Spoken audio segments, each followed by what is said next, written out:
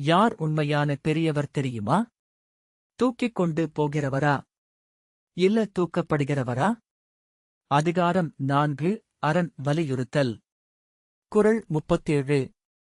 அறத்தாறு இதுவென வேண்டா சிவிகை. பொறுத்தானோடு ஊர்ந்தான் இடை. தமிழ் பொருள். சிவிகையில் உட்கார்ந்து செல்லும் மனிதனுக்கும் அதை தூக்கிச் செல்லும் மனிதனுக்கும் உள்ள வித்தியாசத்தை பார்த்தாலே அறத்தின் பயன் என்ன என்பதை அறியலாம். எளிய விளக்கம். நல்ல செயல்கள் செய்பவன் வாழ்க்கையில் உயர்வான். அறம் செய்யாதவன் மற்றவர்களுக்கு சுமையாகி விடுவான். நாம் இன்று செய்கிற நல்லதும் கெட்டதும் நாளைய நம்முடைய நிலையை தீர்மானிக்கிறது. உதாரண கதை. ஒரு ஊரில் 2 நண்பர்கள் இருந்தார்கள்.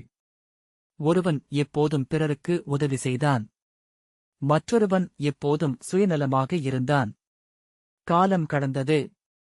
உதவி செய்தவன் எல்லோராலும் மதிக்கப்படும் மனிதராக உயர்ந்தான். சுயநலமாக இருந்தவன் தனியாகவும் கஷ்டத்திலும் விழுந்தான். அவர்களின் வாழ்க்கை நிலை அவர்களின் செயல்களின் விளைவு. இந்தக் கதையின் பொருள். நல்லது செய்பவன் உயர்வான். கெட்டது செய்பவன் தாழ்வான். அது உடனே தெரியாமல் இருந்தாலும் காலம் அதன் பலனை காட்டும். ஊக்கவுரை.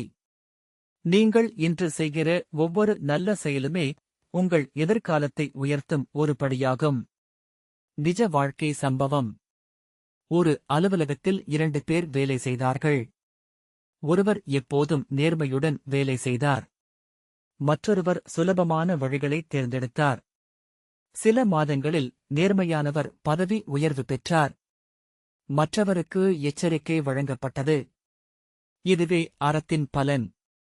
நகைச்சுவை உதாரணக் கதை. ஒரு மாணவன் படிக்காமல் தேர்வுக்கு சென்றான். மற்றொரு மாணவன் மிகவும் நன்றாக படித்தான். முடிவுகள் வந்தபோது படித்தவன் முதலிடம் பெற்றான். படிக்காதவன் தேர்வு கடினமாக இருந்தது என்று காரணம் கூறினான். கதையின் சின்ன பொருள். தயாராக உழைத்தவன் முன்னேறுவான். சோம்பேறியாக இருந்தவன் பின்னடைவு அடைவான். மீண்டும் குறள். அறத்தாறு இதுவென வேண்டா சிவிகை. பொறுத்தானோடு ஊர்ந்தான் இடை. தமிழ் பொருள். மீண்டும். சிவிகையில் செல்லும் மனிதனுக்கும் அதை தூக்கும் மனிதனுக்கும் உள்ள வேறுபாடு போலவே அறத்தின் பலன் வெளிப்படும். அடுத்த குறளில் சந்திப்போம். நன்றி. இந்த மாதிரி தினமும் ஒரு திருக்குறள் விளக்கம் பார்க்க கீழே இருக்கும் சப்ஸ்கிரைப் பட்டனை அழுத்துங்கள்.